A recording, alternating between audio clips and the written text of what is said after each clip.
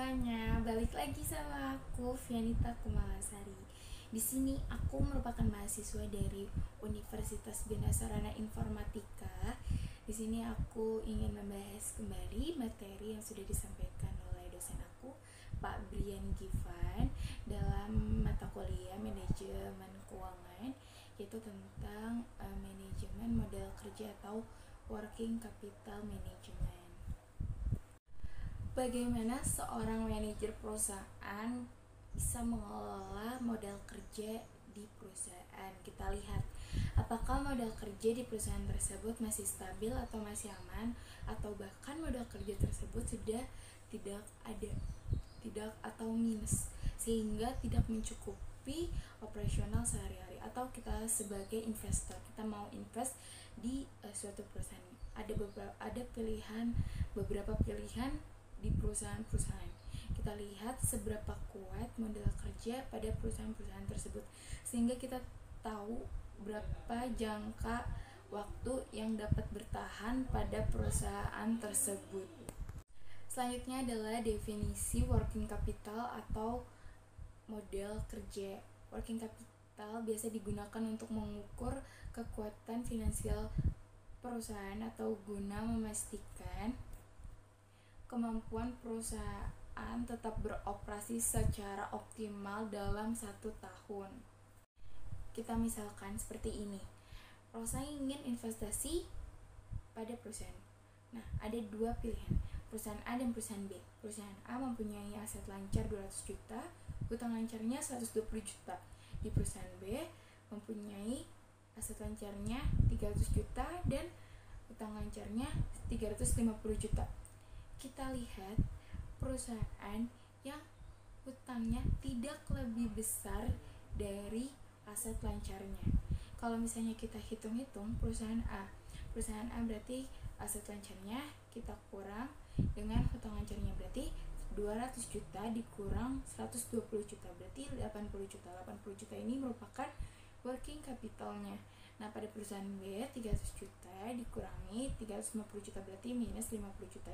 Kalau misalnya kita disuruh memilih, pasti kita akan memilih untuk investasi di perusahaan A. Selanjutnya adalah modal kerja bersih. Modal kerja bersih ini harus dikurangi dengan hutang kerja atau hutang lancarnya. Kayak misalnya tadi contohnya Rosa. Kalau misalnya kita hanya melihat aset lancarnya, pasti kita akan memilih yang perusahaan B. Karena itu kita harus melihat modal kerja bersihnya. Modal kerja bersih rumusnya adalah modal kerja dikurangi hutang kerja. Biasanya ini digunakan dalam 1 tahun atau di tahun tersebut.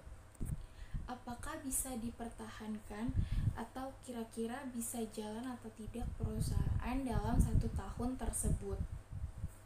Selanjutnya adalah modal kerja lebih besar dari hutang kerjanya. Apa yang dapat perusahaan lakukan? Yang pertama, perusahaan masih dapat membayar hutang lancarnya.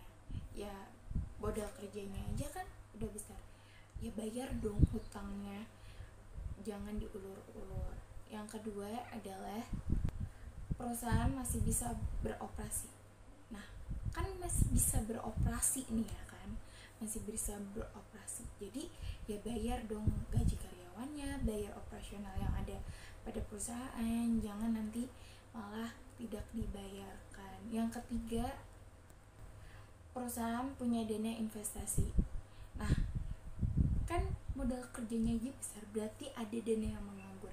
Dana yang menganggur ini yang kita manfaatkan untuk investasi, seperti yang udah aku jelaskan pada video sebelumnya tentang bagaimana cara kita berinvestasi.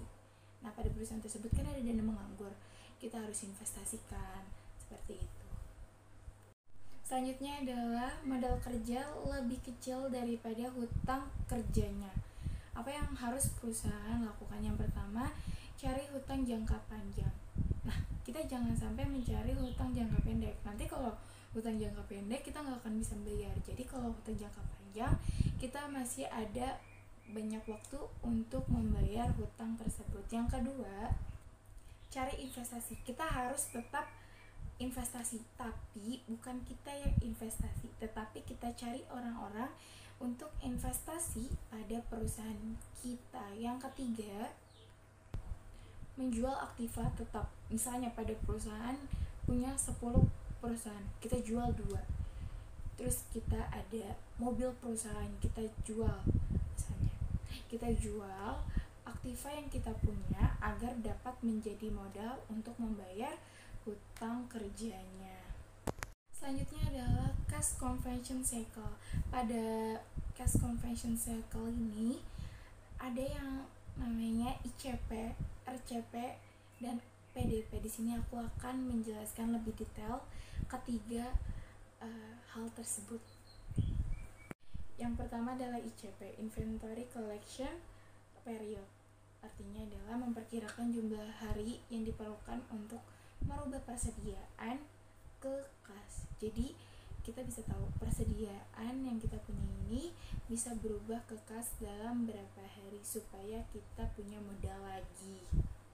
ICP ini juga dapat mengukur seberapa liquidnya aset ke dalam persediaan sehingga dapat berubah atau mencair jadi uang.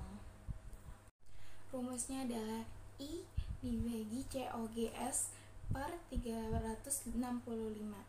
I-nya itu inventory, COGS-nya itu kepanjangan dari cost of goods sold. 365 harinya itu jumlah hari pada akuntansi dalam 1 tahun. I-nya itu inventory, berarti nilai persediaan per harinya. COGS-nya itu nilai penjualannya.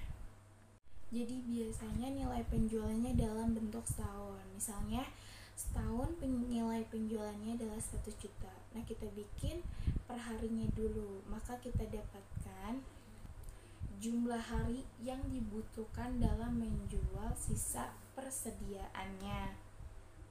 Yang kedua adalah RCP, Receivable Collection Period.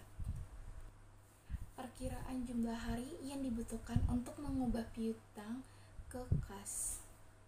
Jadi kapan kita bisa menarik piutang untuk menjadi ke dalam kas? Makanya kita harus ada hitung-hitungannya. Jangan sampai nggak punya perhitungan. Atau untuk mengukur seberapa liquidnya aset dalam bentuk piutang. Rumusnya adalah R dibagi CS dibagi 365.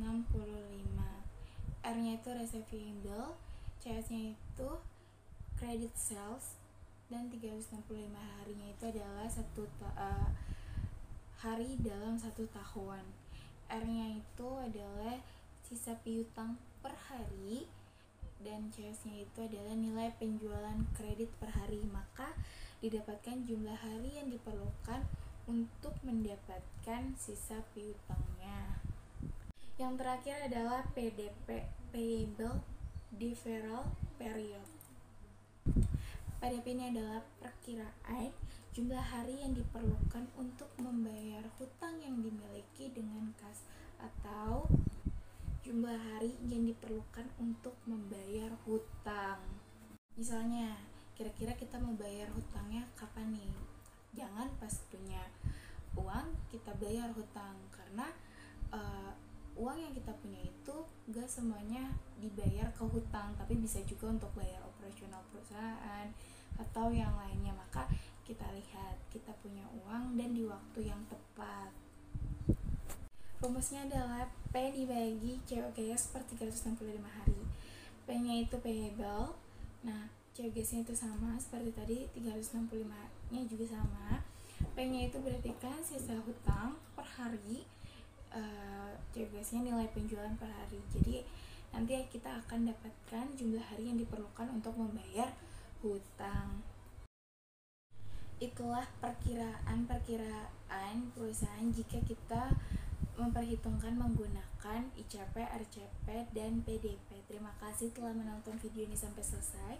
Mohon maaf bila ada kekurangan dalam penyampaian materi tersebut. Sampai jumpa di video selanjutnya. Bye.